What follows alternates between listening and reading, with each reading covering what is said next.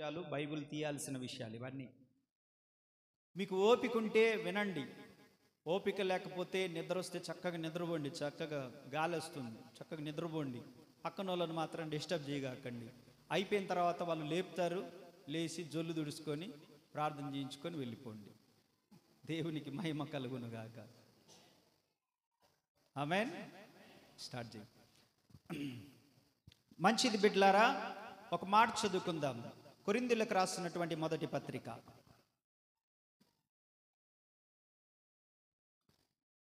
10వ అధ్యాయం 12వ వచనాన్ని చదువుకుందాం.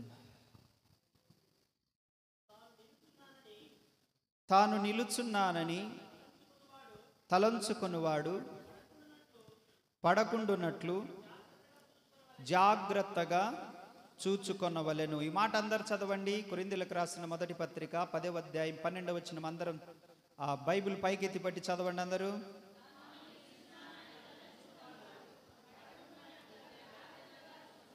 చాలు.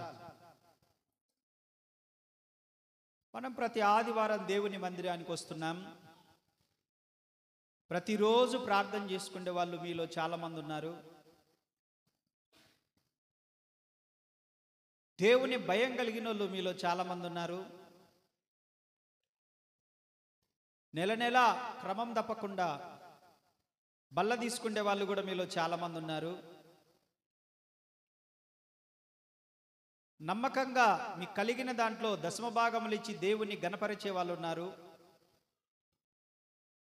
పాపపు జోలికి వెళ్లకుండా, అమ్మో ఇంత బతుకు బతికి దాని జోలి పోయి ఆధ్యాత్మిక జీవితంలో నుంచి పడిపోవడం చాలా ప్రమాదకరమని భయపడే వాళ్ళు కూడా ఉన్నారు.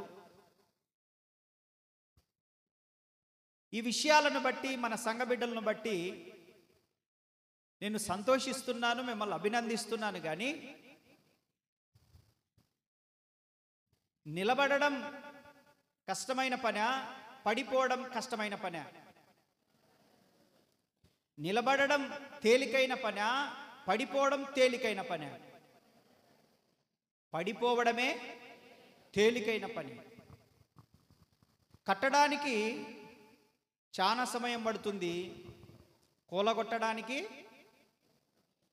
కొంచెం సమయం పడుతుంది.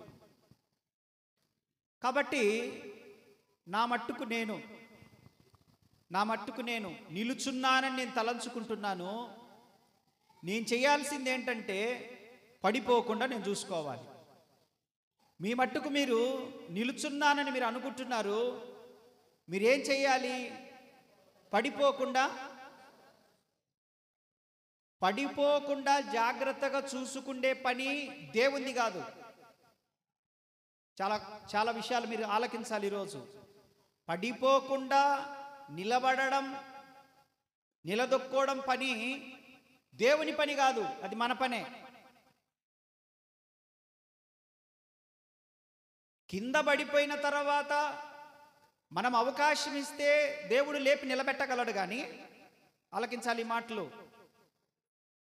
కింద పడిపోయిన తర్వాత మన బలహీనతలను బట్టి, మన కనుచూపును బట్టి, మన ఆలోచన తీరును బట్టి, మన ప్రవర్తన లోపమును బట్టి, ఒకవేళ మనకున్నటువంటి చిన్నయే, పెద్ద పాపమేం చేయం మనము, చిన్న వాటికాడ దొరికిపోతాం మనం.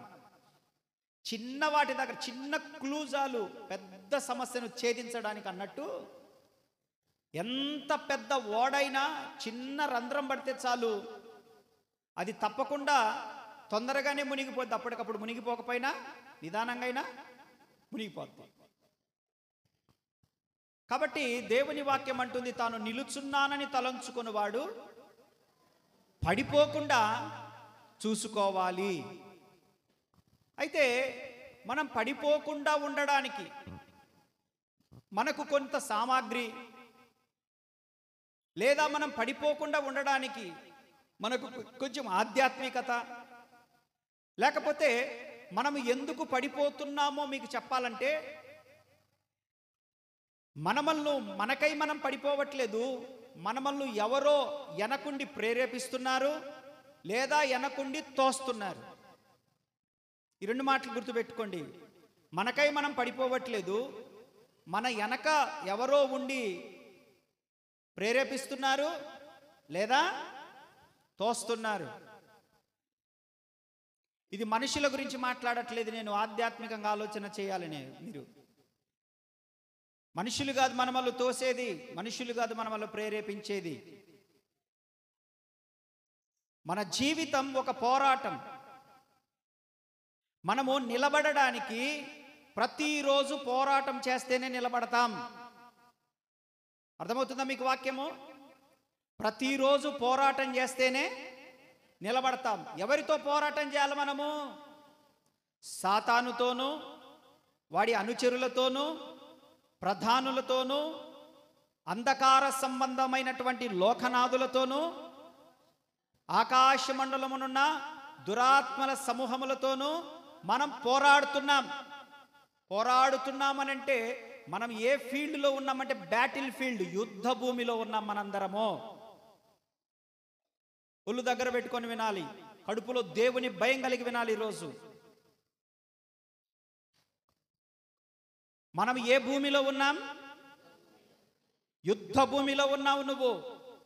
అందుకే నీకు కడుపులో దేవుని భయం ఉంది. అందుకే నువ్వు వారం దేవుని మందిరానికి వస్తున్నావు.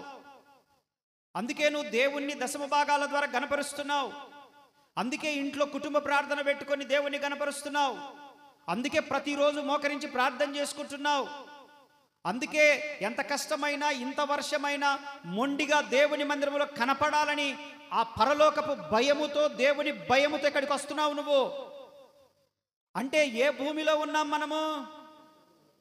యుద్ధ భూమిలో ఉన్నావు. నువ్వు ఎందుకు వస్తున్నావు, ఇవన్నీ ఎందుకు చేస్తున్నావు అనంటే నేను నిలబడాలి అని. ఆమేన్. ఎందుకు చేస్తున్నావు ఇవన్నీ? నేను పడిపోకూడదు, నేను నిలబడాలి. దేవునికి స్తోత్రం. నేను ఒక డైలాగ్ చెప్పాలనుకుంటున్నాను, అది బైబిల్ డైలాగే.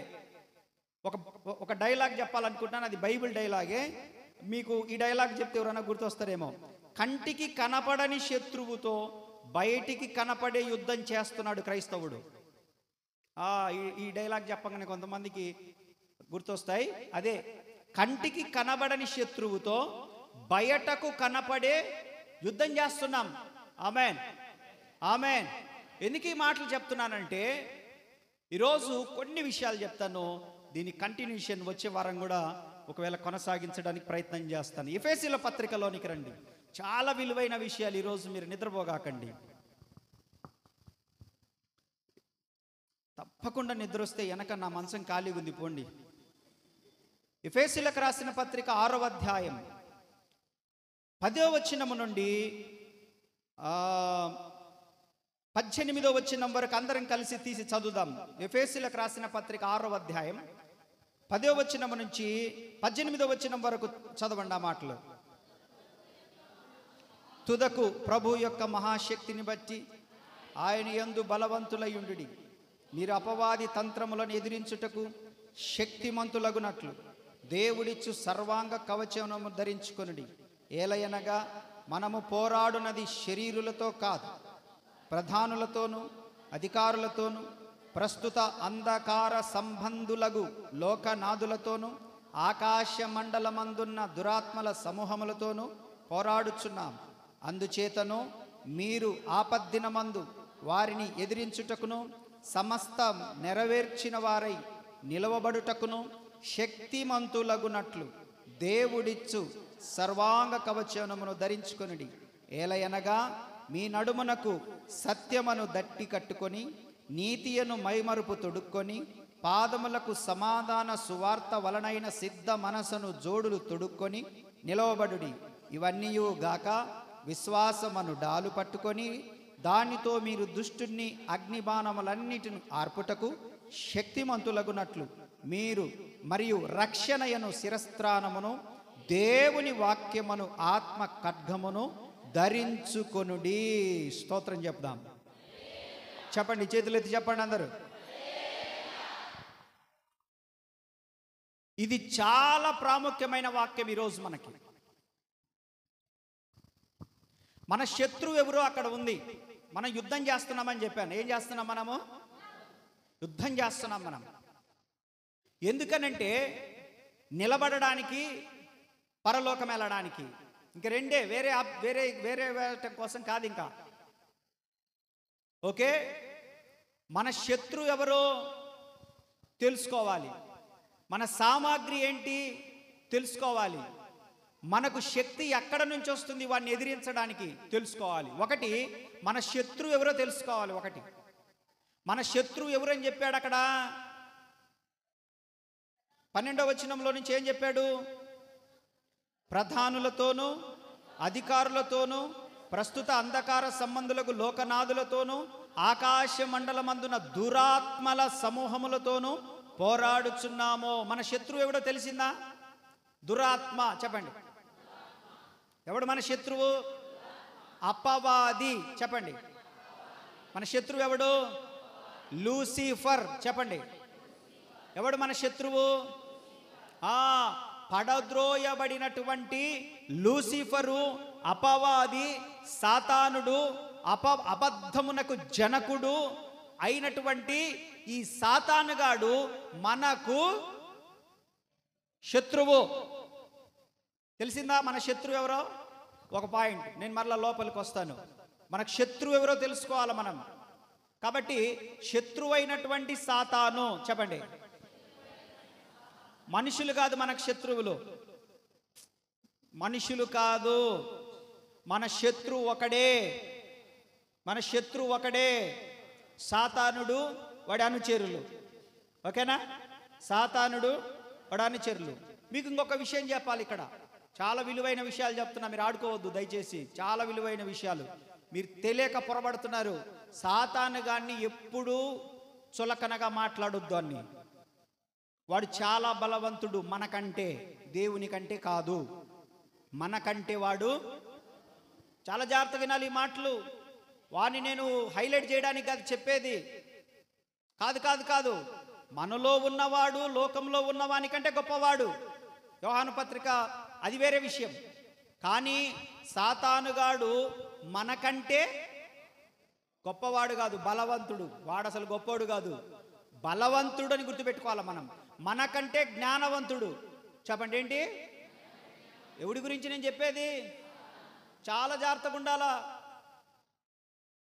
మీకు వాడు రాత్రులలో కనపడాలంటే కనపడగలడు, వద్దనుకుంటే వద్దు. వాడు నాకు కనపడ్డు, ఒకవేళ నాకు కనపడవచ్చు, మీకు కనపడ్డు, మీకు కనపడవచ్చు. మీరు అంటారు పలానా చోట నేను పలానా దెయ్యాన్ని చూసినానంటే మనమున్నా చూడలేం మళ్ళా. అంటే వాడు అంటే కనపడాలనుకుంటే కనపడగలడు, అదృశ్యం అవ్వాలనుకుంటే. మీలో ఎంతమంది రాత్రి నిద్రపోయేటప్పుడు నిద్రలో ఊపిరాడక అరిసినట్టు, కేకలేసినట్టు, ఎవరో గొంతు మీద పెట్టి తొక్కినట్టు ఉండి దిగాలిపోయి లేచి ఉచ్చబోసుకున్నట్టునే కేకలేసిన వాళ్ళు ఎంతమంది ఉన్నారు? తప్పకుండా ఉంటారు. అదిగో ధైర్యం ఉన్న వాళ్ళు చేతులు ఎత్తాలి. తప్పేముంది దాంట్లో? నేను కూడా ఉన్నాను అందులో. ఇప్పుడు కాదులే, సేవకు రాకముందు అయినా నేను చర్చిలోనే పండుకున్నాను, ఇక్కడ కాదులే. పడుకున్నప్పుడు నేను నిద్రపోతున్నాను, మంచి నిద్రలో ఉన్నప్పుడు నా మీద కూర్చొని ఎవరో గొంతు పట్టుకొని ఉంటుంది. నేనేమో నేను కేకలేసినాను నేను అనుకుంటున్నా, కానీ కేకలు రావు కదా. మనకంటే వాడు బలవంతుడని గుర్తుపెట్టుకోండి. సాతాను గాడిని అంత తేలిగ్గా తీసి పారేయగాకండి. కుక్కలు గట్టిగా అరుస్తుంటే ఆ దెయ్యము సాతానుగాడు పట్టిండు, లేకపోతే పిల్లలు దబాన పడితే ఆ సాతానుగాడు వాడంత తేలిగ్గా పట్టడు. వాడు పడితే ఎట్టుంటుందో తెలుసా? ఇరుసుకొని వస్తారు మీరు వాళ్ళని తీసుకొని వచ్చేటప్పుడు. వాడు గుడ్లు మిడిమిడి సినిమాలలో చూపించినట్లు ఎర్రటి కండ్లు, జుట్టు ఎర్రబోసుకొని, నల్లటి డ్రెస్ వేసుకొని, లేకపోతే తెల్ల సినిమాలలో చూపించినట్టున్నాడు సాతానుగాడు. అట్లున్నాడు. మీరు అనుకుంటున్నారేమో. అందుకే నేను ముందే చెప్పిన ఒక మాట చెప్పిన, కంటికి కనపడని శత్రువు అని చెప్పాను మీకు. అందుకే వాడు కనపడుతున్నాడా? కానీ బయటకి మనం యుద్ధం చేయాల్సి వస్తుంది. కాబట్టి అపవాదిని ఎప్పుడు కూడా మీరంతా తేలిగ్గా మాట్లాడొద్దు. కొన్ని మన స్వయంకృప అపరాధాలను కూడా వాడి మీద మోపుతాం మనం. వాడి స్వయంకృత అపరాధాలను కూడా వాడి మీద మోపుతాం, మన తప్పులను కూడా వాడి మీద వేస్తాం. కాదు, ఒక్కొక్కసారి మనం పొరపడతాం, మనం పొరపాటు చేస్తాం. కాబట్టి కొన్ని విషయాలు మీకు తెలియదు, అందుకే మీ దృష్టికి తీసుకొస్తున్నాను. రాత్రులలో నేను అందుకే పడుకున్నప్పుడు పిల్లలకు చెప్తుంటే, రే ఒక్కళ్ళు లేచి పాసుకు పోగాకండ్రా, ఎవరి నక్కలను తోడు తీసుకపోను రానంటే నేను భయపడి కాదు, దాని అర్థము మనము అలర్ట్గా ఉండాల సాతానుగాడి దగ్గర అని అర్థం. మీకు అర్థమవుతుందా? వాడు దొంగ దోచుకుని వాడు, చెప్పండి మాట, నా మాట బైబిల్ మాట, అది బైబిల్ మాట అది. ఇప్పుడు వాడు దొంగోడు మన ఇంటికి వస్తున్నాడు అన్నప్పుడు నువ్వు ఏసీ వేసుకొని స్లీపింగ్ టాబ్లెట్లు వేసుకొని చికెన్ బిర్యానీ తెచ్చుకొని నిద్రపోతావా? గుమ్మం కాడ కర్ర తీసుకొని రెడీగా ఉంటావా? భయపడా జాగ్రత్త పడా? మరి ఎందుకు భయం అనుకుంటున్నారు? భయం కాదది. నా ఇంటి నిమిత్తం నాకు జాగ్రత్త, నీ ఇంటి నిమిత్తము జాగ్రత్త అంటారు తప్ప దాన్ని భయం అనరు. ఎందుకు రే బయటికి పోయేటప్పుడు ఇద్దరు పోనరా అనేది ఎందుకనంటే భయం కాదు, జాగ్రత్తగా ఉండాలా, మనం అప్రమత్తంగా ఉండాలా. మనం ఫస్ట్గా చదివిన వాక్యం ఏమన్నాడు? నిలుచున్నానని తలంచుకున్నవాడు పడిపోకుండా నేను చూసుకుంటా అన్నాడు ప్రభువు. వాక్యాన్ని చాలా జాగ్రత్తగా నేర్చుకోవాలి. పిట్ట కథలు, సొల్లు మాటలు చెప్పి, జొల్లు కూతలు చెప్పి పంపించడం కాదు. వాక్యాన్ని జాగ్రత్తగా నేర్చుకోండి. దేవుడు అన్నాడు, నిలబడడానికి మీరు అనుమతిస్తే నేను నిలబెడతాను అంటున్నాడు ఆయన. ఆమేన్. నిలబడడానికి మీరు అనుమతి ఇవ్వాలి, అంతే. కాబట్టి సాతాను గన్న అంత తేలిగంచిన వేయగాకండి. నేను ఎవరికైనా ప్రార్థన చేసేటప్పుడు నేను ఎన్ని గంటలు ప్రార్థన చేసుకొని ఉంటానో ఆదివారం ప్రార్థన చేయడానికి. ఎందుకనంటే రకరకాలైన మనుషులు వస్తారు. పౌలయ్య గారు అన్నాడు, ఎవడి మీద అంటే వాడి మీద చేయి పెట్టి ప్రార్థన చేయగాకన్నాడు పౌలయ్య గారు. మరి నేను చేయి పెట్టి ప్రార్థన చేస్తే అది నా చేతిలో నుండి నాలోకి వస్తుందా రాదా? అది నన్ను ఏమీ చెయ్యకుండా ఉండాలంటే నేను వెనక కొన్ని గంటలు దేవుని అభిషేకాన్ని పొందుకోవాలి, ఉపవాసం ఉండాలి, ప్రార్థన చేసుకుంటేనే నేను ఇంతమంది బరువును మోయగలుగుతున్నాను. అర్థమవుతుందా మీకు? చాలా జాగ్రత్తగా ఉండాలి. అంటే వాడికి భయపడి కాదు, నేను జాగ్రత్తగా ఉండాలని. దేవునికి స్తోత్రం. ఇప్పుడు మన శత్రువు ఎవడో చెప్పాలి మీరు. ఎలా ఉండాలి వాడితోటి? అది భయపడొద్దు వాడికి. ఇది చెప్తున్నాను మళ్ళీ మీకు, వాడికి భయపడొద్దు. దేవుడు మనకు పిరికి ఆత్మను ఇవ్వలేదు, ధైర్యము కలిగినటువంటి దత్తపుత్రాత్మనిచ్చాడు ఆయన. ఆమేన్. కాబట్టి మనము వాడికి భయపడాల్సిన పని లేదు. వాడి విషయం విన్నప్పుడు మనము జాగ్రత్తగా ఉండాలని చెప్తున్నాను నేను. జాగ్రత్తగా ఉంటారా భయపడతారా? జాగ్రత్తగా ఉండాలా. ఇంకొక విషయం చెప్తాను. ప్రతి చిన్నదానికి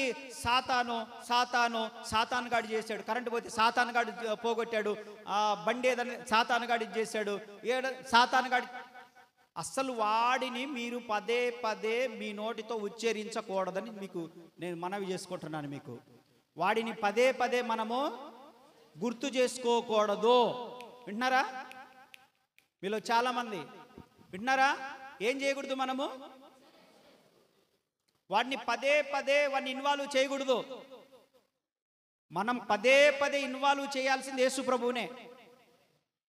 యేసు ప్రభువును, ఆయన రక్తాన్ని, విశ్వాసాన్ని, మనం కలిగిన భక్తిని, మన ప్రార్థనని ఇన్వాల్వ్ చేయాలి. కానీ అస్సలు వాని ప్రస్తావన పదే పదే మన నోటిలోనికి మాట్లాడాలా మీరు.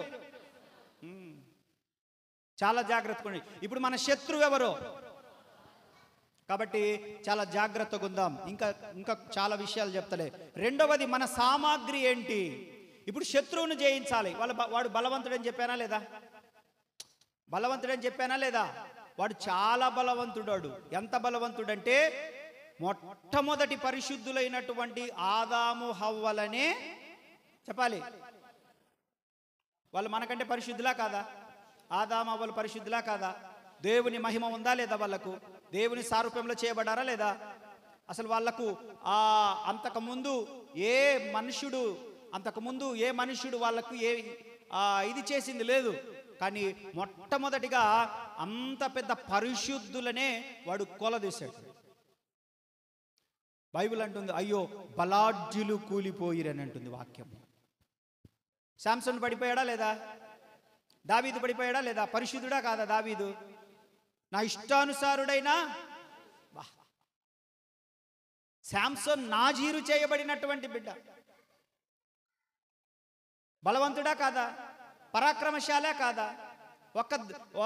పడిపోయి ఆడ ఉన్నటువంటి పచ్చి దవడ ఎముక తీసుకొని, గాడిద పచ్చి దవడ ఎముక తీసుకొని 1000 మంది చంపాడంటే పరాక్రమశాలే కాదా? పడిపోయాడా లేదా? ఎవడు పడగొట్టాడు? వాడు ఎలాంటోడు? బలవంతుడు.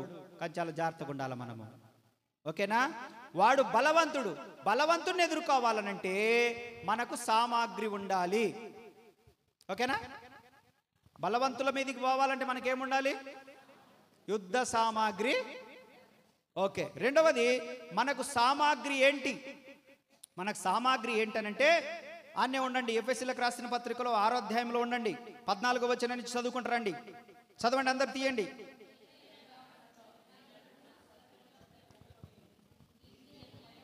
ఇప్పుడు చూడండి 14వ వచనంలో,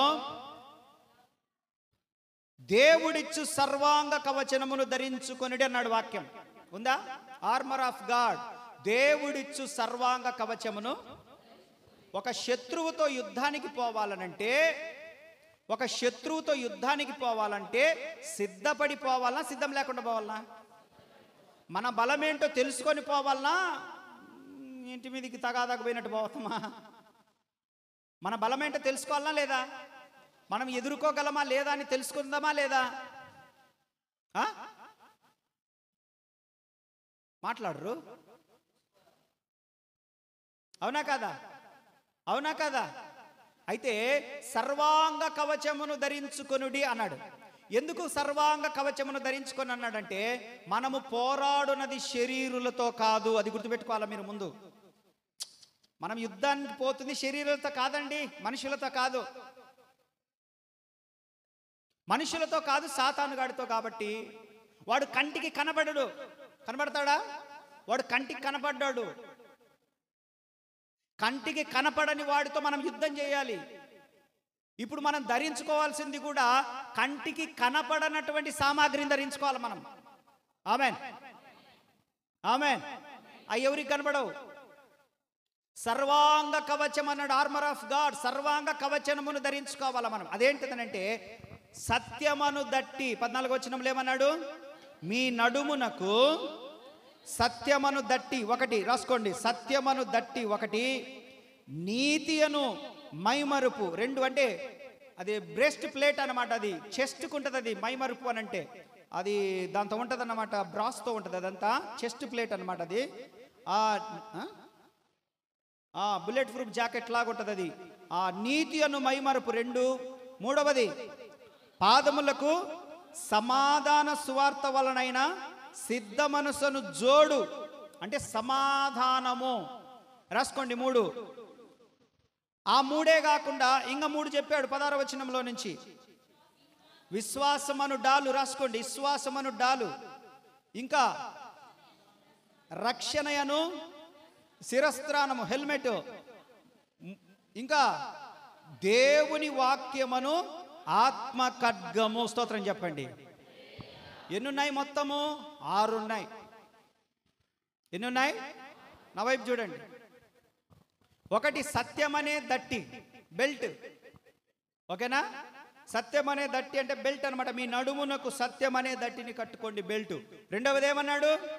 నీతి అను మైమరుపు అంటే బ్రెస్ట్ ప్లేస్. అది బుల్లెట్ ప్రూఫ్ జాకెట్ లాగా ఉంటుంది చెస్ట్కు. యుద్ధానికి పోయేటువంటి ఒక వ్యక్తికి ఆ మైమరుపు అన్నమాట. మీరు తర్వాత ఇంటికి పోయిన తర్వాత యూట్యూబ్లలో కొట్టుకొని చూసుకోండి. కవచం అది బ్రాస్తో చేయబడి ఉంటుంది. బ్రాస్ అంటే రాగి కంచుతోటి చేయబడి ఉంటుంది. బ్రాస్తో చేయబడి ఉంటుంది అదంతా. అంటే ఎందుకు ఇక్కడ ఈ బ్రాస్తో చేయబడిన దాన్ని ఇక్కడ పెడతారని అంటే, శత్రు బాణాలు వదులుతాడు. వినాలి, ఇది పెద్ద తీవ్రమైన ప్రసంగం కాదు. మీకు చాలా జాగ్రత్తగా ఉండాలి మీరు. ఎందుకో తెలుసా? ఈ మధ్య వరుసగా ప్రతి సంఘాలలో ఆత్మీయ దాడి జరుగుతుంది. భయంకరమైన ఆత్మీయ దాడి జరుగుతుంది. ఇంతకాలం ప్రార్థనా పరులు కూలిపోతున్నారు. ఇంతకాలం ప్రార్థనాపరులకే రోగాలు వస్తున్నాయి, ఇంతకాలం ప్రార్థనాపరులకు దేవుని భయం కలిగిన వాళ్ళకి కుటుంబాలలో శోధనలు వస్తున్నాయి. నీతిమంతుల మీద వాడు ఎక్కుపెట్టాడు, విల్లు పెట్టాడు నీతిమంతుల మీద. భక్తిహీనులకి కష్టాలు ఏం లేవనుకోండి, మనలాంటి దేవుని పిల్లల మీద వాడు ఎక్కుపెట్టాడు. ఆర్థిక సమస్యలు కానీ, అసలు పనులు లేకుండా పోవడం కానీ, లేకపోతే ఇంట్లో సమాధానం లేకుండా పోవడం కానీ, ఎందుకు గొడవ అవుతుందో కూడా తెలియకుండా చేయడం కానీ, ఇవన్నీ అపవాది వేస్తున్న అగ్నిబాణములు. ఇవన్నీ ఈరోజు వాడిని ఎదుర్కోవాలనంటే ఈ వాక్యాన్ని గనక మీరు వింటే తప్పకుండా వాడి బాణములు ఆర్పే అభిషేక బాణాలుగా దేవుడు మిమ్మల్ని మారుస్తాడంతే. ఆమేన్. ఈ బ్రెస్ట్ ప్లే ఈ చెస్ట్కున్నటువంటి మైమరుపు ఎందుకనంటే వాళ్ళు దాని గురించి నేను మళ్ళీ వివరంగా తర్వాత చెప్తాను. ఇప్పుడు మీకు వివరిస్తే చాలా టైం పోతుంది. ఇదంతా కూడా ఈరోజు చెప్పేంతది కాదు. ఇప్పుడు మీలో కొంతమందికి చికాకు ఉంటుంది, బోరుగా ఉంటుంది, కానీ కొంతమందికి ఇది చాలా వాల్యుబుల్ మెసేజ్. కొంతమందికి చాలా వాల్యుబుల్ మెసేజ్ ఇది. చూడండి, మూడవది ఏంటిది? సమాధానమను సిద్ధ మనసను జోళ్ళు. మూడవది, ఓకేనా? వాక్యంలో ఏం మాట్లాడాడంటే యెషయా గ్రంథంలో, తర్వాత నేను చదివిస్తాను. సువార్త చేయు వారి పాదములు ఎంతో సుందరములు అన్నాడు. తర్వాత చూపిస్తాను, అవన్నీ కూడా చూపిస్తాలే, నేను అవన్నీ రాపిస్తాను, చూపిస్తాను మీకు. సువార్త చేయు వాని పాదములు ఎంతో సుందరములు అంటే మీలో, ఇటు చూడండి నా వైపు, మీలో ఎవరైతే ఇంకొక ఆత్మను దేవుని యొద్దకు నడిపించారో, వినాలి ఈ మాట. మీలో ఎవరైతే ఒక ఆత్మను దేవుని యొద్దకు నడిపించారో, ఎవరి రక్షణ కొరకైతే మీలో ఎవరైతే ప్రార్థన చేశారో, దేవుడు అంటున్నాడు వారి పాదములు దేవుని దృష్టిలో సుందరమైనవని చెప్పాడు ఆయన. మామూలు పాదాలు కాదు. అటువంటి వాళ్ళు ఎవరి కుటుంబంలోనైనా అడుగు పెడితే వారి కుటుంబాలలో సమాధానం కలుగుతుంది, వారి కుటుంబాల్లో నెమ్మది కలుగుతుంది, వారి కుటుంబాలు బాగుపడతాయి. తరచుగా అడుగు పెడుతుంటే ఇంకా వారి కుటుంబం మీద ఉన్న శాపం కూడా తొలగిపోతుంది. మీ పాదములు, మీరంటే మీ అందరు కాదు, అంత సీన్ లేదు మీకు. మీరు అనంటే దేవుని సన్నిధికి నడిపించేవారు, కొత్త వాళ్ళు రక్షించబడాలని ప్రార్థించే వాళ్ళు, అదేవిధంగా ఆశపడే వాళ్ళు. నేను ఒక్కళ్ళనన్న దేవుని దగ్గరికి నడిపించాలి, దేవుని మందిరానికి నడిపించాలనే వాళ్ళ పాదములట పర్వతముల మీద సుందరమైనవి అన్నాడు ఆయన. అలాంటి వాళ్ళు పాదాలు ఎలాంటివి అంట? కొంతమంది లెగ్గు పెడితే మామూలుగా ఉంటుందా? నాశనమే. ఇంట్లో మామన్నా అత్తైనా వీళ్ళెవరు పోకపోతే బర్రె అన్నా చచ్చిందే. ఏం పాదం రా ఈ పాదం, అందుకే అంటులే ఏం లెగ్గిది అంతకు మించి. కానీ మీలో ప్రార్థనా పరులు ఉన్నారే, మీ పాదములు ఎక్కడక్కడ అడుగు పెడతారో అక్కడ సమాధానము కలుగుతుంది. ఆమేన్. హల్లెలూయా, హల్లెలూయా. మీ పాదములు అలాంటి ఎవరి? ప్రార్థనా పరుల పాదములు. చెప్పండి, ఎవరి? దేవునిలోనికి నడిపించే వారి పాదములు. ఎవరి? ఇతరులు రక్షణ పొందాలని చెప్పి ప్రార్థన చేసే వారి పాదములు. ఎవరివి? ఇతరులు రక్షణ పొందాలని కొంతమంది ప్రార్థన చేస్తూ ఉంటారు. వాళ్ళు వెళ్ళి వాళ్ళని తీసుకురాలేకపోయినా, ప్రభువా వాళ్ళు రక్షణ పొందాలి, వాళ్ళు బారు మనసు పొందాలి, వాళ్ళ బిడ్డలు రక్షణ పొందాలని కొంతమంది ఇంట్లో ఉండి ప్రార్థన చేస్తారు, మందిరంలోకి వచ్చి ప్రార్థన చేస్తారు. అటువంటి వారి పాదములు దేవుని దృష్టిలో సుందరమైన పాదములో. కడుచాపట్లో మిగతా వాళ్ళ సంగతి నాకు తెలియదు. నాలుగవది చదవండి. నాలుగవది విశ్వాసమను డాలు. ఈ విశ్వాసం అనే డాలు, వినండి నా వైపు చూడండి. విశ్వాసం అనే డాలు శక్తినిస్తుంది శత్రువుని ఎదుర్కోవడానికి. ఈ మాట చెప్పండి, శత్రువుని ఎదుర్కోవడానికి. విశ్వాసం అనే డాలు శక్తినిస్తుంది శత్రువును ఎదుర్కోవడానికి. అర్థమైందా? విశ్వాసం అనే డాలు శక్తినిస్తుంది శత్రువుని ఎదుర్కోవడానికి, రోగమును ఎదుర్కోవడానికి, పరిస్థితులను ఎదుర్కోవడానికి, ప్రమాదాలను ఎదుర్కోవడానికి. ఏ డాల్ ఇది? చెప్పండి, గుర్తుంటుందా మీకు? మళ్ళా దీని గురించి నేను చెప్తలే, వాక్యం ఈ రోజుతో అయిపోద్ది ఇది కంటిన్యూగా. అసలు మనకి ఏ సామాగ్రి ఉంది శత్రువుని ఎదుర్కోవడానికి మీకు చూపిస్తున్నాను నేను. శత్రువు మీదికి పోవాలంటే ఆశమాష కాదు, మనకి ఏ సామాగ్రి ఉందో చూపిస్తున్నాను. 5వది రక్షణను శిరస్త్రాణం, హెల్మెట్. శిరస్త్రాణం అంటే హెల్మెట్. ఇప్పుడు బండి మీద పోయేటప్పుడు హెల్మెట్ పెట్టుకుంటారా లేదా? హెల్మెట్ తెలుసా మీకు? తెలుసా లేదా? ఏదో ఒకటి చెప్పండిలే. కాదమ్మా, తెలుసా తెలియదా? తెలుసు అంటే తెలుసు అని చెప్పండి. అబ్బాయిలు మీకు తెలుసు కదా, అందుకేగా పెట్టుకోకుండా తిరుగుతారు. పెట్టుకుంటారా నాయనా? హెల్మెట్ తలకుంటుంది. వచ్చే వారం నేనేం చేస్తానంటే ఆ మ్యాప్ ఒకటి మీకు తయారు చేసుకొని వచ్చి దానికి అంటించి నేను మీకు వివరంగా చెప్తాను. ఇంకా దాన్ని నేను ఒక ఫ్లెక్సీ తయారు చేయించి, ఇది వరకు ఒకటి చేయించానయ్యా, అది ఆడబెట్టినరో అది అక్కడ అంటించి మీకు చెప్తా, భలే అర్థమవుతుంది. ఇప్పుడు మీకు చెప్పిన అది అర్థం కాదు, ఎందుకనంటే ఒక ఫ్రాక్ వేసుకుంటారు వాళ్ళు, ఒక మిడ్డీ టైప్ అనమాట, మోకాళ్ళ దాకా ఇక్కడి వరకు ఉంటుంది. అసలు అది ఎందుకు వేసుకుంటారు, ఈ బెల్ట్ ఎందుకు పెట్టుకుంటారు, ఇవన్నీ నేను నెక్స్ట్ వీక్ మీకు ఎక్స్ప్లెనేషన్ ఇస్తాను. చాలా వండర్ఫుల్గా ఉంటుంది. నేను ఒక 10-15 నిమిషాలలో ముగించడానికి ప్రయత్నం చేస్తాను. సంతోషంగా వాళ్ళు చప్పట్లు కొట్టండి. మీకు సంతోషమేలే, నాకు తెలుసు కదా. అబ్బా, అన్న ఎంత తొందరగా ముగిస్తుండు. నీ అక్క ఇంటికి పోవచ్చు, ఇప్పటికే వర్షం పడుతుంది. ఎంత సంతోషమో మీకు తొందరగా. ఛీ, మీరు ఇట్టటి వాళ్ళు అనకలే, మీ దోస్తు కటీఫ్. అసలు బిడ్లరా, బండి మీద పోయేటప్పుడు హెల్మెట్ ఉంటుంది, తలకు హెల్మెట్ ఉంటుంది. ఎందుకనంటే మనం కింద పడ్డా కూడా మన తల పగలకుండా, మన తలకు దెబ్బ తగలకుండా ఆలకించాలి. మనం కింద పడ్డా కూడా చెప్పండి, దెబ్బ తగలకుండా, ఒకవేళ చనిపోకుండా. ఓకేనా? తలకు తగిలిందనుకో, పొరపాటున ఏడన తగిలిందనుకో, ఉండొచ్చు. ఆ ప్రమాదం నుంచి తప్పించుకోవడానికి శిరస్త్రాణము, దట్ ఈజ్ ఎ సాల్వేషన్ అనమాట. అది రక్షణకు గుర్తుగా ఉంది. వై అనేటువంటిది నెక్స్ట్ వీక్ నేను ఎక్స్ప్లెనేషన్ ఇస్తాను మీకు. లాస్ట్ది చూసుకుందాం. 6వది వాక్యమను ఖడ్గమని రాసుకోండి. వాక్యమను ఖడ్గము ఏంటిది? చాలా జాగ్రత్తగా ఉండాలి. ఇది స్వర్డ్. ఇది ఎలాంటి ఖడ్గము? వాక్యం అనే ఖడ్గం 2 అంచులు గల ఖడ్గం అని చెప్పండి. ఎలాంటి ఖడ్గం ఇది?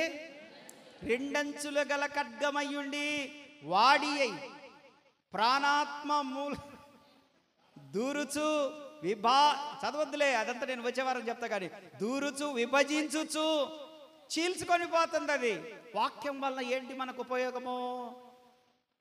119:50 డబ్బులు కాదు, కోడ్ కాదు, అది ఫోన్ నెంబర్ కాదు.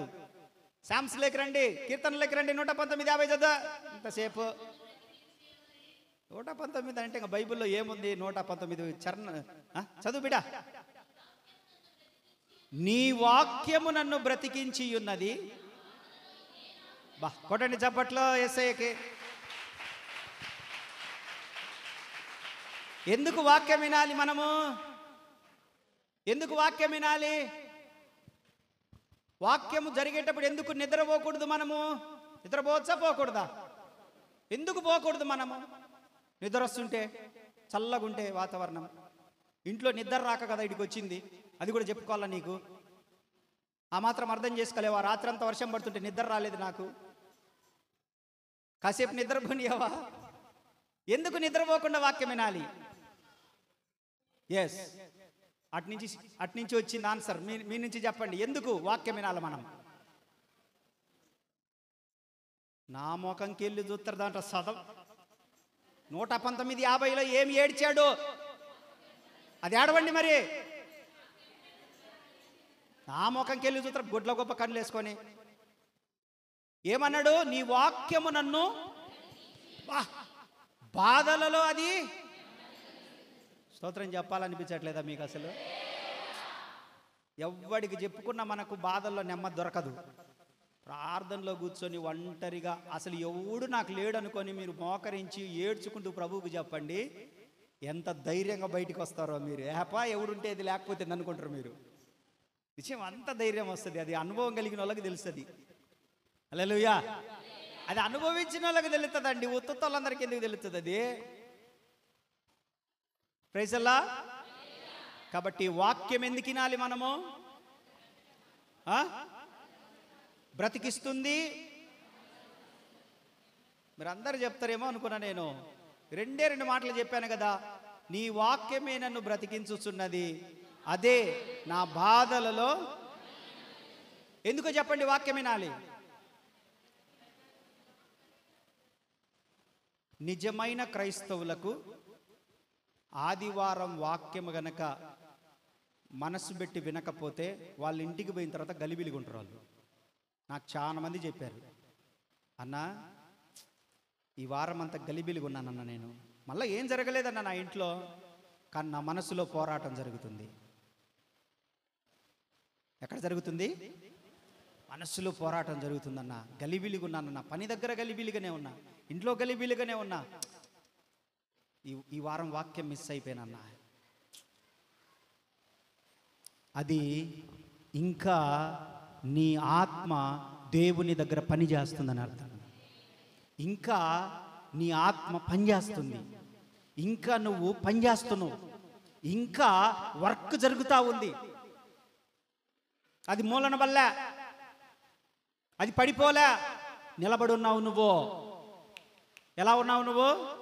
నువ్వు పడిపోయిన వ్యక్తివి కాదు, నువ్వు నిలబడి ఉన్నావు. నువ్వు నిలబడి ఉన్నావు. అందుకు నీ ఆత్మ అంటుంది, పోయిన వారమైంది నేను భోంచేసి, వారం అవుతుంది నేను ఇంకా అన్నం తినక, ఈ వారం నాకు భోజనం మిస్ చేసావు నువ్వు. ఈ వారం అంతా ఏం చేస్తుంది ఆత్మ? ఎండిపోతా ఉంటుంటుంది. ఉదయం అన్నం తిన్నాం, మధ్యాహ్నం తినకుండా సాయంత్రం తింటే పేగులు ఏం చేస్తాయి? అసలు ఈరోజు అన్నమే తినలేదు, రేపు ఉదయం దాకా మనం సైలెంట్గా ఉంటే పేగులు ఏం చేస్తాయి? అసలు నువ్వు నైట్ నిద్రపోతావా? ఒక్కరోజు అన్నం తినకపోతే మీకు నైట్ నిద్ర వస్తుందా? మీలో చాలామంది నిద్రపోలేరు. ఎందుకనంటే ఈ పేగులన్నీ బ్రెయిన్కు పంపిస్తాయి. నాకు బో పెట్టలేదు, నాకు బో పెట్టలేదు, నాకు బో పెట్టలేదు, నాకు బో పెట్టలేదు, నాకు నీళ్ళు ఇయ్యలేదు, నాకు నీళ్ళు ఇయ్యలేదు, నాకు నీళ్ళు ఇయ్యలేదు, 5 గంటలకు టీ కూడా ఇయ్యలేదు, టీ కూడా ఇయ్యలేదు, టీ కూడా ఇయ్యలేదు అని బ్రెయిన్కి ఏం చేస్తాయి? కనెక్షన్ ఉందా లేదా? అవులన్నా, కనెక్షన్ ఉందా లేదా? కొట్టనా ఉందా? నిద్ర పోనిస్తుందా నైట్? ఉదయం తెల్లవారేంత వరకు ఎదురు చూసి ఉదయాన్నే లేచి ఇంకా పండ్లు దోమకుండా పాసి పండ్లతో టీ తాగేంత వరకు మనశ్శాంతి ఉంటుందా? ఉంటుందా? మరి నువ్వు ఆదివారం వాక్యం వినకుండా సరదాగొచ్చి పాటల వరకు విని, సాక్ష్యాలు విని, ఆరాధన చేసి, వాక్యంలో నీరసంగా కూర్చొని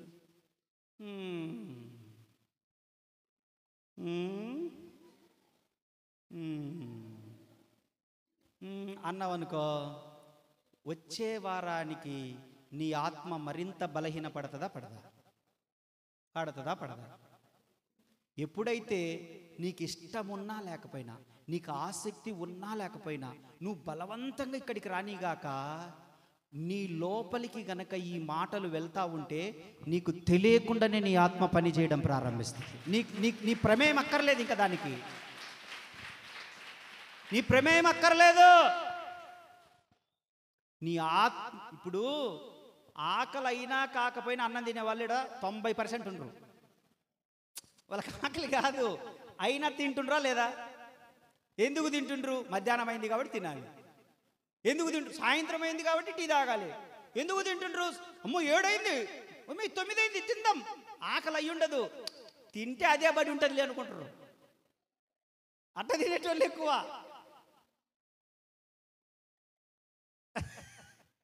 తింటే అదే బడి ఉంటుందిలే, ఉదయానికి అరుగుద్ది కానీ నా మిషన్ మంచి మిషను లేరా అని మీరు అనుకుంటున్నారు కదా.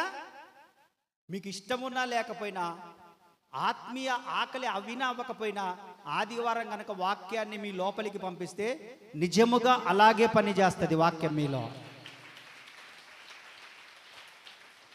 నువ్వెంత నీరసంగా, ఎంత బలవంతంగా బా ఈరోజు అన్నకు కనపడకపోతే మళ్ళీ అడుగుతాడేమో, ఫోన్ చేస్తాడేమో, లేకపోతే ఇంకా సంథింగ్ ఈరోజు వచ్చే ఉద్దేశం కూడా లేదు, ఒకటే ఏమైనా ముసురు పట్టింది, ఏం తడుచుకుంటా పోతాం, మొదలే మా ఆయన ఏం పోతావు లేవడా, ఎప్పుడు పోయినా మంచి ఎందు అలా అనుకొని వచ్చినప్పటికీ ఈ వాక్యము ద్వారా నీకేం జరుగుతుందో తెలుసు.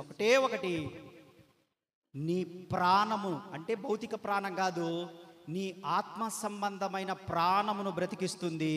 నీకు ఉన్నటువంటి ప్రతి బాధలో నీకు నెమ్మదిని కలిగిస్తుంది. ఆమేన్. 6 సామాగ్రి. 1 మన శత్రువు ఎవరు? సాతానుడు వారి అనుచరులు అని చెప్పాలి. 1 మన శత్రువు ఎవరు? 1 మన శత్రువులు ఎవరు? బాబు సార్ శత్రువులు ఎవరు? కేశవులు అన్న శత్రువులు ఎవరు? రమేష్ అన్న శత్రువులు ఎవరు? గుర్రరా శత్రువులు ఎవరు? శత్రువులు ఎవరు? ఎట్లా శత్రువులు ఎవరు? అబ్బాయి శత్రువులు. నిద్రపోయే వాళ్ళకు మీకు వందన.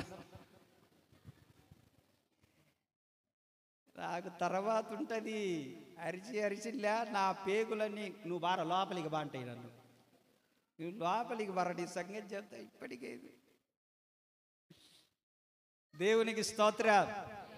సాతానుడు వారి అనుచరులు. ఓకేనా? 2వది, యుద్ధానికి వెళ్ళడానికి దేవుడు మనకిచ్చిన సామాగ్రి ఏంటి? 1 సత్యం అనే దట్టి, 2వది నీతి అనే మైమరుపు, 3వది సమాధానం అను సిద్ధ మనసు జోళ్ళు, 4వది విశ్వాసం అనే డాలు, 5వది రక్షణ అనే శిరస్త్రానము, 6వది వాక్యం అనే 6 రకాలవి. ఓకేనా? ఓకే, అర్థమవుతుందా? అర్థమవుతుందా కావట్లేదా? అర్థమవుతుందా కావట్లేదా? వీటితోటి మనం యుద్ధానికి వెళ్తాం. మనకు శక్తి ఎక్కడ నుండి వస్తుంది? 3వది, మనకు శక్తి ఎక్కడ నుండి వస్తుంది?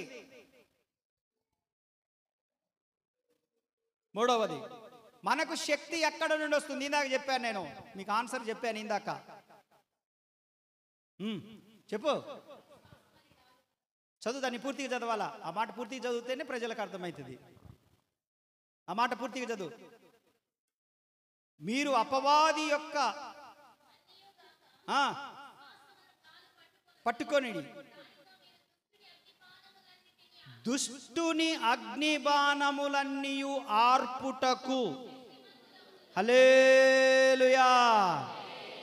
ఎక్కడ నుంచి వస్తుంది మనకు శక్తి అనంటే, యేసుక్రీస్తు నందు విశ్వాసముంచడము ద్వారా మనము సాతానును ఎదిరించే శక్తిని పొందుకుంటున్నాము కూడా. అది మ్యాటర్. ఏ విశ్వాసం ఇదేనంటే, యేసుక్రీస్తు దేవుడు, మరి వేరే వాడు లేడు అని చెప్పడం ద్వారా. ఈ మధ్య ఒక ఆయన డిబేట్కి వెళ్ళి సిగ్గులేని డిబేట్ ఒకటి చేసి వచ్చాడు. మీకు మీ దేవుడు ఉన్నాడు, మాకు మా దేవుడు ఉన్నట్టుండు. నువ్వు ఎందుకు పోయినవరా నువ్వు క్రైస్తవుల తరపున? బైబిల్ ఏం చెప్తుంది? దేవుడు ఒక్కడే. దేవుడు దేవునికి నరులకును మధ్యవర్తి ఒక్కడే. ఆయన క్రీస్తు యేసను నరుడు. ఆయన పేరే యేసుక్రీస్తు. ఈ ప్రపంచాలను కలగజేసింది ఆయనే, మానవులను కలగజేసింది ఆయనే. ప్రపంచానికి అంతటికి దేవుడు ఒక్కడే యేసు ప్రభు అని బైబిల్ చెప్తుంటే, అతను వెళ్ళి మీకు దేవుళ్ళు ఉన్నారు, మా దేవుడు మాకున్నాడు అంటున్నాడు. అది విశ్వాసము. అటువంటి వాడికి ఈ శక్తి రాదు. ఎవరికి శక్తి పొందుతారనంటే, యేసే దేవుడని విశ్వసించిన వారికి శక్తి కలుగుతుంది కూడా. యేసే దేవుడు. ఓకే, హల్లెలూయా, హల్లెలూయా. కొరింథీయులకు రాసిన 2వ పత్రిక 10వ అధ్యాయం 3-4 వచనాలు చదవండి, నేను ముగిస్తాను. ఇక వచ్చే వారం నుంచి ఈ వచనాలు ఇవన్నీ చదివించి మీకు అసలు అవి అంటే ఏంటి, ఆ 6 సామాగ్రితో మనం ఎలా ఎదుర్కొంటాం, వాటి అర్థాలు ఏంటని వచ్చే వారం నుంచి నేను చెప్తాను. కొరింథీయులకు రాసిన 2వ పత్రిక 10వ అధ్యాయం 3-4 వచనాలు. మేము శరీరదారులమై నడుచుకొనుచున్నను, శరీర ప్రకారము మేము యుద్ధము చేయము.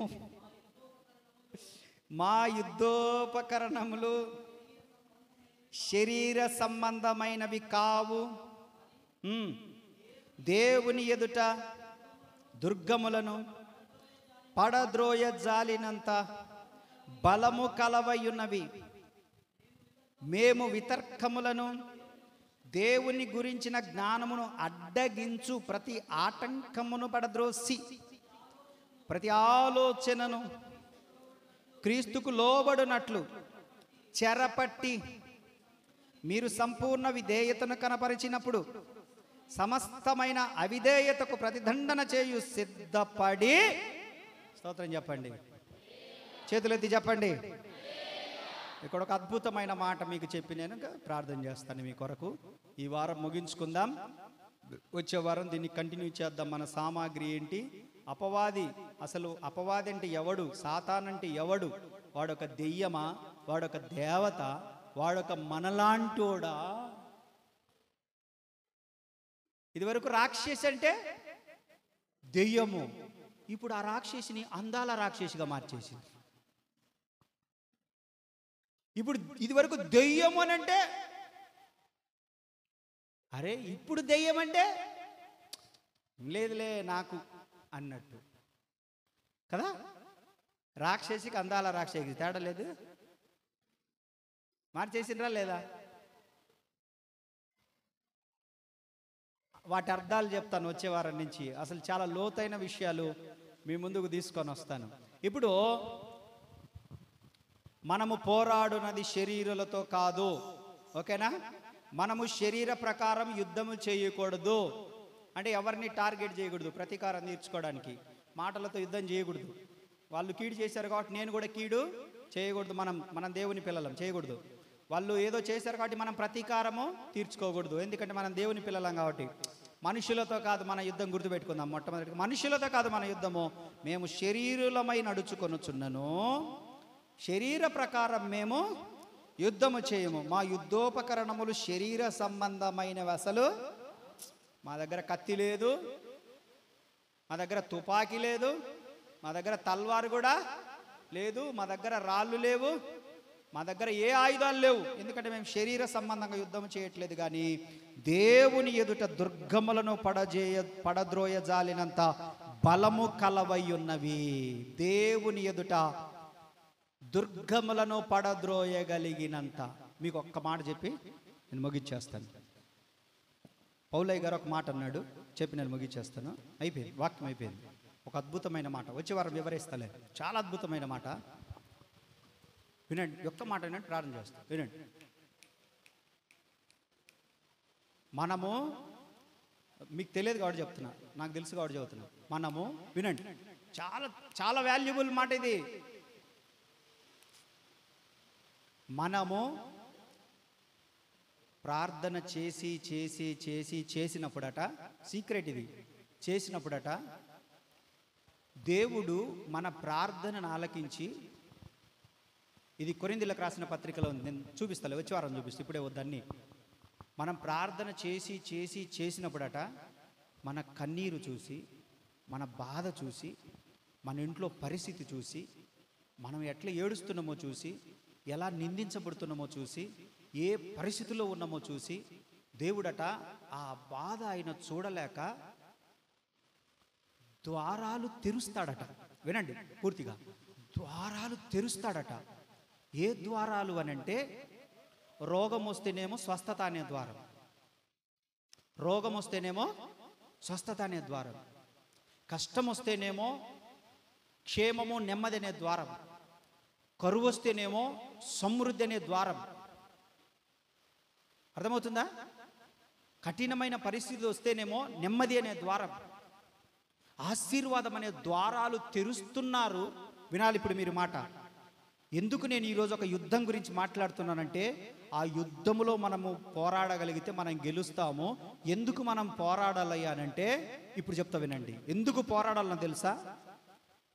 నీ ఆశీర్వాదాన్ని, నీ మేలును, నీ స్వస్థతను, నీ దీవెనను, నీ నెమ్మదిని దేవుడు తెరిచిన ప్రతిసారి నువ్వు యుద్ధము చేయకపోవడము ద్వారా ఆ తెరచిన ద్వారము దగ్గర అనేక మంది దురాత్మలు ఉండి దాన్ని అడ్డగిస్తున్నారంట, ఒక దుర్గములాగుండి. నువ్వు ప్రార్థన చేయకపోవడం ద్వారా, నువ్వు యుద్ధము చేయకపోవడం ద్వారా, నువ్వు పోరాడకుండా ఉండడం ద్వారా అవి అడ్డగిస్తున్నారంట.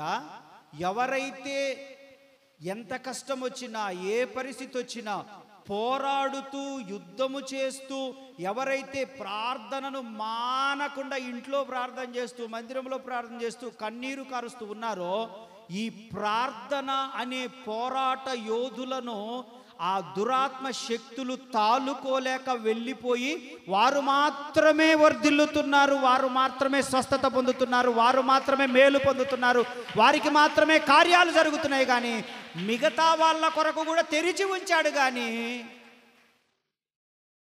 కానీ అడ్డుపడుతున్న దురాత్మలు చాలా మంది ఉండడం ద్వారా మనకు రావాల్సిన దీవెన ఆలస్యం అవుతుంది.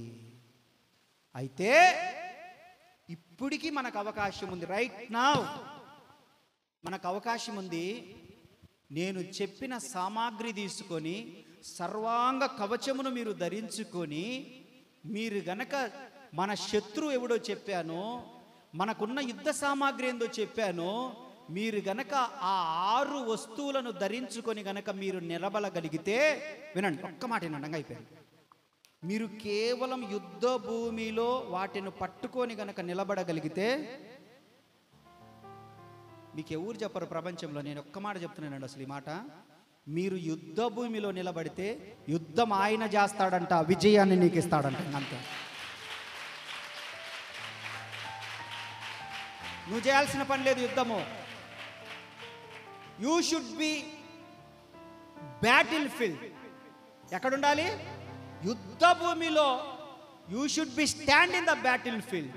నువ్వు యుద్ధ భూమిలో నిలబడితే చాలంట, అవన్నీ ధరించుకొని యుద్ధము దేవుడు చేస్తాడంట నీ పక్షముగా. ఎవరు చెప్తాడండి అసలు ఈ విషయాలు? అందరం మోకరిద్దాం. వచ్చే వారము ఇంకా చాలా విలువైన విషయాలు నేర్చుకుందాం.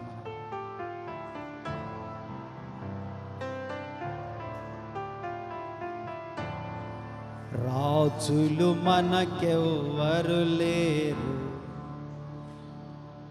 శూరులు మనకెవ్వరు లేరు. రాజులు మనకెవ్వరు లేరు,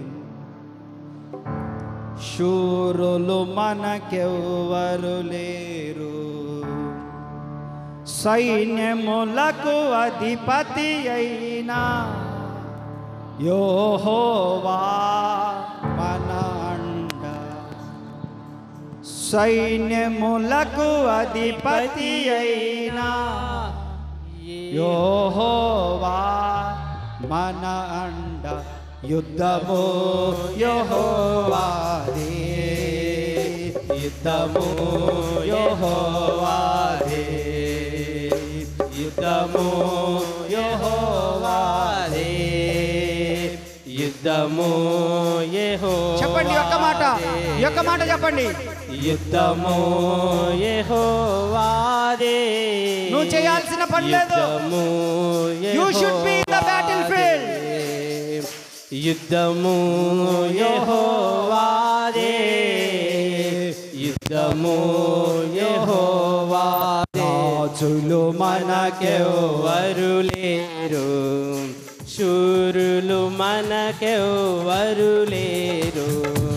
రాజులు మనకెవ్వరు లేరు, శూరులు మనకెవ్వరు లేరు. సైన్యములకు అధిపతి అయినా యెహోవా మన అండ. సైన్యములకు అధిపతి అయినా యెహోవా మన అండ. యుద్ధము యెహోవాదే, యుద్ధము యెహోవాదే, యుద్ధము యెహోవాదే, యుద్ధము యెహోవాదే.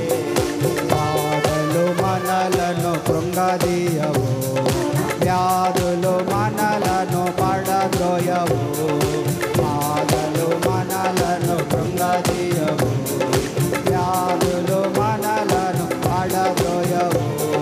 విశ్వాసమునకు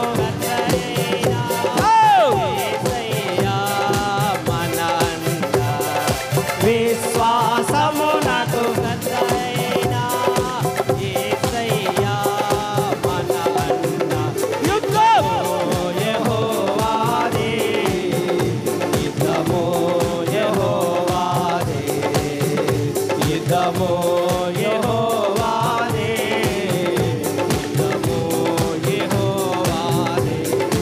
అపవాది అయిన సాతాను సింహము వలె వచ్చిన, అపవాది అయిన సాతాను గర్జించు సింహము వలె వచ్చిన, యూదా గోత్రపు సింహమైన యేసయ్యా మన యూదా గోత్రపు సింహమైన యేసయ్యా మన అండ.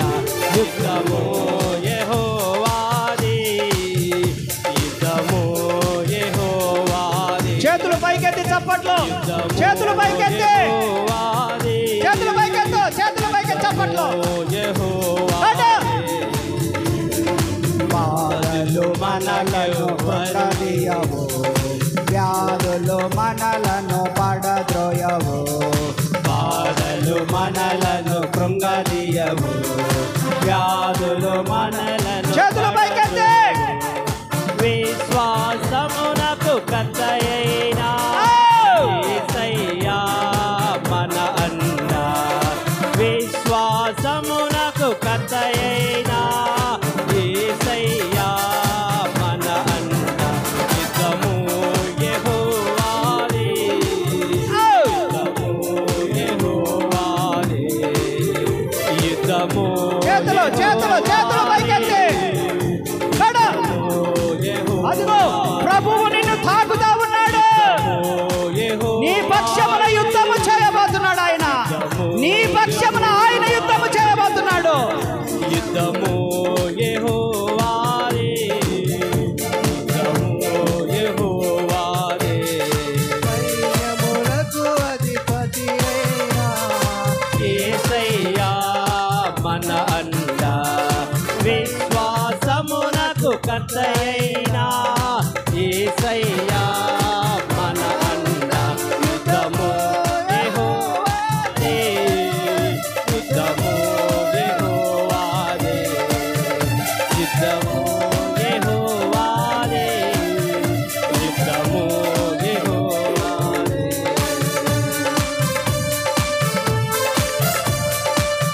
గ్లోరీ.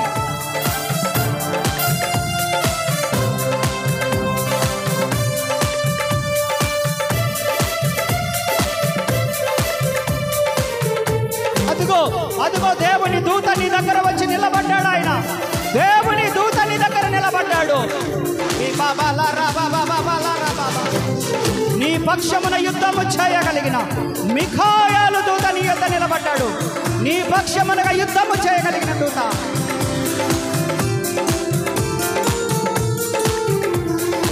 అపవాది అయిన సాతాను గర్జించు సింహము వలె వచ్చిన, అపవాది అయిన సాతాను గర్జించు సింహము వలె, యూదా గోత్రపు సింహమైన యేసయ్యా మన అండ, యూదా గోత్రపు సింహమైన యేసయ్యా మన అండ.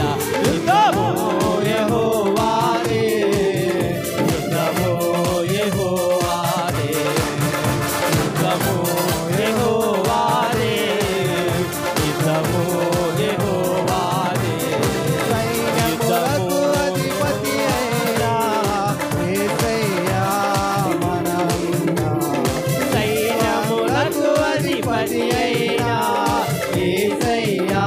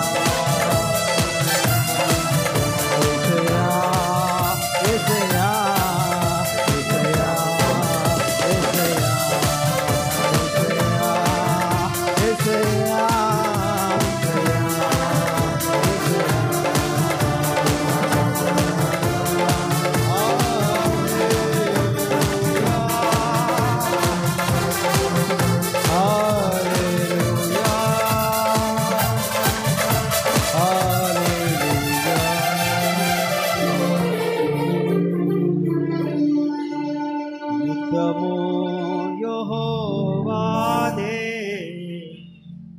యుద్ధము యెహోవాదే. ఎస్, ప్రియమైన దేవుని పిల్లలారా, let me tell one thing.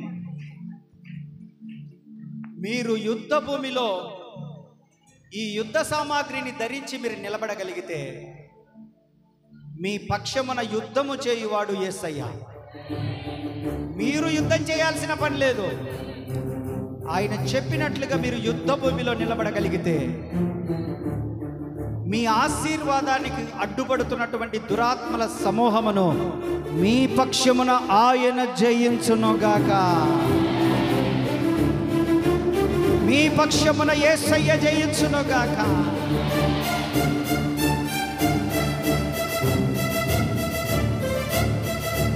ఆయన అంటున్నాడు, నాతో పాటు మీరు యుద్ధ భూమిలో నిలబడండి. సర్వాంగ కవచమును ధరించుకొని, సర్వాంగ కవచమును ధరించుకొని మీరు యుద్ధ భూమిలో నిలబడాలి. ఉట్టి చేతులతో నిలబడ్డం కాదు, ఈ 6 రకాల యుద్ధ సామాగ్రితో నిలబడాలి మీరు. అప్పుడు మీరు సాతానును ఎదిరించుటకు శక్తిమంతులగుతారు. వాడి అగ్ని బాణములు ఆర్పుటకు మీరు అభిషేక బాణాలుగా మార్చబడతారు. మిమ్మల్ని ఆయన తన అంబుల పొదిలో దాచుకుంటాడు. అప్పుడు మీరు, నేను, మనందరము మనకు రావాల్సిన దీవెనను న్యాయబద్ధంగా సమయానుకూలకంగా పొందుకుంటాం. మనము ఆ దుర్గములను పడగొట్టగలిగినంత కృప మనము పొందుదుముగాక. అపవాది దుర్గములను పడగొట్టినంత కృప పొందుదుముగాక. అంత ప్రార్థనా జీవితం మనకు కలిగిందుముగాక. అంత కృప మనము పొందుదుముగాక. అంత విశ్వాసం మనం పొందుదుముగాక. అంత శక్తి మనము పొందుదుముగాక. ఇదే మిమ్మల్ని విశ్వాస వీరులుగా తయారు చేయాలని, యుద్ధ వీరులుగా తయారు చేయాలని నా ప్రయాస. అందుకే దేవుని వాక్యం అంటుంది, నిలుచున్నానని తలంచుకున్నవాడు పడిపోకుండా చూసుకోండియ్యా, మిగతాది నేను చూసుకుంటానంటున్నాడు ప్రభు. మీరు పడిపోకుండా చూసుకోండి, అంతే. మిగతా దేవుడు చూసుకుంటాడు. మీరు చేయాల్సింది ఒకటే, పడిపోకుండా చూసుకో. మిగతాది దేవునికి అప్పగించు. ఈ 6 రకాల సామాగ్రి కలిగి ఉండు. నీ శత్రువు ఎవడో చెప్పాను, నీకు శక్తి ఎలా వస్తుందో కూడా చెప్పాను, ఎలా యుద్ధ భూమిలో నిలబడాలనో కూడా చెప్పాను. వచ్చే వారం చెప్తాను, ఎలా యుద్ధము చేయాలనో చెప్తాను. మీకు యుద్ధం నేర్పిస్తాను వచ్చే వారము. పోగొట్టుకున్నదంతా తిరిగి తెచ్చుకోబోతున్నాం మనము. పోగొట్టుకున్నదంతా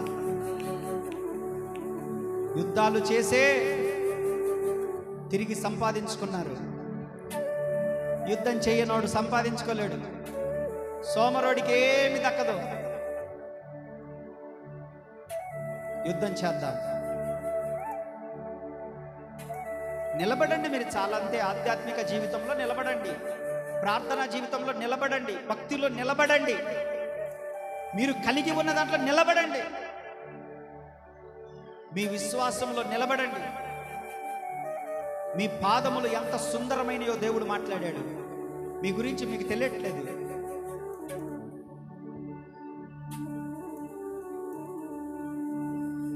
దేవుడు వీటన్నిటితోటి మనల్ని అలంకరించి ఆ యుద్ధ భూమిలో మనకు జయమిచ్చినట్లు చేతులెత్తి స్తోత్రాలు చెల్లిద్దాం. కృపను మనకు అనుగ్రహించి అలంకరించబోతున్న దేవునికి స్తోత్రాలు చెల్లిద్దాం. ఈ అద్భుతమైన విషయాలను మనకు బోధించిన పరిశుద్ధాత్మనికి స్తోత్రాలు చెల్లిద్దాం. ఈ విషయాలు వినడానికే మనల్ని నడిపించిన దేవునికి స్తోత్రాలు చెల్లిద్దాం. ఆయన ప్రేమ నుండి మనం ఏవి ఎడబాపలేవు గనుక స్తోత్రాలు చెల్లిద్దాం. ఈ వారమంతా కూడా దేవుడు కృపాక్షేమాలు మన వెంట ఉంచినట్లుగా స్తోత్రాలు చెల్లిద్దాం. బుధవారం సాయంత్రం జరగబోతున్నటువంటి ఆ ఉపవాస విజ్ఞాపన ప్రార్థనకు ప్రజలను దేవుడు నడిపించినట్లుగా స్తోత్రాలు చెల్లిద్దాం. ఆసక్తి కలిగిన వారిని, బాధ్యత కలిగిన వారిని తీసుకొని వచ్చినట్లుగా స్తోత్రాలు చెల్లిద్దాం. దేవుని కొరకు ఖర్చు అయిపోయే వారిని నడిపించినట్లుగా స్తోత్రాలు చెల్లిద్దాం. దేవుని కొరకు ధనమును లెక్క చేయక, ఆరోగ్యాన్ని లెక్క చేయక, దేన్ని లెక్క చేయక దేవుని మందిరానికి వచ్చే వారిని దేవుడు తయారు చేయనట్లుగా స్తోత్రాలు చెల్లిద్దాం. అలాంటి వారిని ఆల్రెడీ కొంతమందిని దేవుడు మనకి ఇచ్చినందుకు స్తోత్రాలు చెల్లిద్దాం. భౌతిక సంబంధమైన, ఆధ్యాత్మిక సంబంధమైన దీవెనలు ఇక్కడున్న ప్రతి ఒక్కరికి ఇచ్చినట్లుగా స్తోత్రాలు చెల్లిద్దాం. తండ్రి, కుమార, పరిశుద్ధాత్మ దేవునికి స్తోత్రాలు చెల్లిద్దాం. యేసయ్య త్వరగా రానైనందుకు స్తోత్రాలు చెల్లిద్దాం. పరిశుద్ధాత్మ దేవునికి స్తోత్రాలు చెల్లిద్దాం. ప్రార్థన చేసుకుందాం. స్తోత్రము నాయన, మహోన్నతుడా, సర్వోన్నతుడా, గొప్ప దేవ, ఈ బంగారు పాదాలకు వందనాలు, స్తుతులు, స్తోత్రాలు చెల్లిస్తున్నాం తండ్రి. ఇదిగోనైనా ప్రభు, ఈ మాసం మొదటి ఆదివారం నీ సన్నిధిలో మేము ఉండటకు అయా ఇదిగోనైనా విలువైన మాటలు, అమూల్యమైనటువంటి మాటలు నైనా మేము వినుటకు అయా ఇదిగో మమ్మల్ని నడిపించిన విధానం బట్టి నీకు వందనాలు, స్తుతులు, స్తోత్రాలు చెల్లిస్తున్నాము తండ్రి. అవును ప్రభువా, అయా ఇదిగో తండ్రి ప్రభువా, మా పక్షంలో యుద్ధము చేయువాడవు నీవే నాయన. ఇదిగోనైనా ప్రభువా, యుద్ధ ఆవరణంలో మేము నిలబడి ఉండగా అయా ఇదిగో బలహీనులైనటువంటి మమ్మల్ని అయా ఇదిగో బలపరిచి మాకు అండగా ఉండి, తోడగా ఉండి అయా ఇదిగో గెలిపించువాడవు, అయా నడిపించువాడవు నీవే తండ్రి. ఇదిగో నాయనాల నాడు తండ్రి ప్రభువా, దావీదుకి ఏమీ లేదు నాయన, అయా నీవు తప్ప దావీదుకి ఏమీ లేదు నాయన. ఇదిగో ముందునైనా ప్రభువా, అయ్యా ఇదిగోనైనా ప్రభా, పెద్దనైనా ప్రభా, తుఫాను వంటినైనా ప్రభా అపాయం ముందు నిలబడి ఉన్నది తండ్రి. కానీ నైనా ఇదిగో తండ్రి ప్రభువా, నీవు అండగా ఉండి దావీదును గెలిపించినటువంటి దేవుడవు తండ్రి. ఇదిగో ఆ యుద్ధంలోనైనా ప్రభువా, అయా మీరు తోడుగా ఉండి అండగా ఉండి నైనా ప్రభువా దావీదుని మీరు గెలిపించారు నాయన. ఇదిగో అదేవిధంగా పేతురు కూడా తండ్రి ప్రభువా, అయా ఇదిగో పెరిగివాడు నాయన, అయా ఇదిగో నీ మాటలు నైనా ప్రభువా, ఇదిగో నీ గురించి మాట్లాడుతున్నప్పుడు అయా ఇదిగో ఒప్పుకోవడానికి కూడా నాయన ప్రభువా ఉండని వ్యక్తి నాయన. ఇదిగో నాయన పేతురుకి నీవు తోడుగా ఉండి అనేక మంది మీద నిలబెట్టి నీవు మాట్లాడినటువంటి గొప్ప దేవుడవు తండ్రి. అయా నీకు వందనాలు చెల్లిస్తున్నాం తండ్రి. ఈ యొక్క నాయన ప్రభువా, మధ్యాహ్న కాల సమయంలో మాతో మీరు మాట్లాడిన విలువైన మాటలు నాయన ప్రభువా, ఇదిగో నాయన ప్రభువా మా పక్షాన మీరు నిలబడినందుకై నీకు వందనాలు తండ్రి. మా పక్షాన మీరు ఉన్నందుకై నీకు వందనాలు ప్రభువా. ఇదిగో నాయన ప్రభువా, యుద్ధము చేయుటకు కావలసినటువంటి యుద్ధోపకరణములు మాకు మీరు దయచేసినందుకై నీకు వందనాలు తండ్రి. అయా ఇదిగో మా పక్షమున మీరు యుద్ధము చేసినందుకై, అయా మా పక్షమున మీరు నిలబడినందుకై నీకు వందనాలు ప్రభువా. మాకు ధైర్యాన్ని ఇచ్చావు తండ్రి. అయా మీ పక్షమున నేను ఉన్నాను, నేను నీకు తోడుగా ఉన్నానని మీరు మాకు మాట ఇచ్చావు తండ్రి. అయా ఇదిగో మా పక్షమున మీరు ఉన్నందుకై నీకు వందనాలు తండ్రి. అయా నీవు ఇచ్చిన ఆదరణ మాటలను బట్టి, అయా ఇదిగో నీవు ఇచ్చినటువంటి ఓదార్పు మాటలను బట్టి అయా నీకు వందనాలు చెల్లిస్తున్నాం తండ్రి.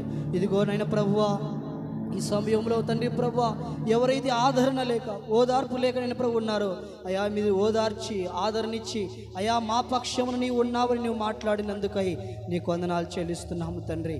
అయా అయా యేసయ్యా నీకు వందనాలు చెల్లిస్తున్నాం.